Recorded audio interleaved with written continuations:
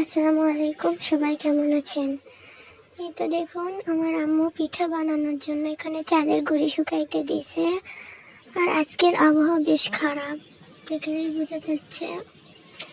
এদিকে সকাল 9টার সময় আমাদের হাঁসের ঘর খুলে দেওয়া হয়েছে, কিন্তু বড় হাঁসগুলোকে ছাড়া হয়নি। বড় হাঁসগুলো নাকি জমিতে গিয়ে অন্যের ক্ষেতের ধান নষ্ট করছে, সেই জন্য আপনাদের সাথে শেয়ার করেছিলাম আমার কাকাদের শীতের কাজ চলছে। চলুন দেখা যাক কাজ কত দূর। ওই তো ওখানে এখন গরুর দুধ দেওয়া হবে। এই তো বাছুর, এটা আমার কাকাদের গরু। এই গরুর বাছুরটার বয়স মাত্র 3 মাস। বাছুরটার ল্যাম্পি হয়েছিল, এখন মোটামুটি সুস্থ আলহামদুলিল্লাহ। দেখি সেটের কাজ কত দূর। এই তো এখানে মাটি ভেজানো হয়েছে, এইগুলো সেটের ধারে লেপা হবে। আর এই তো এটা আমার কাকাদের চুলার পাল, রান্নাঘর। আর এই তো শেড, দেখুন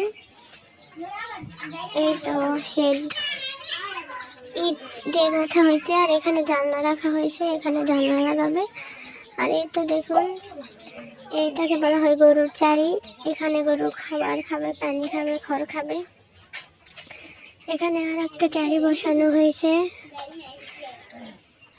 আর ওই দিক দিয়ে দেখি আমার চাচি কি করে।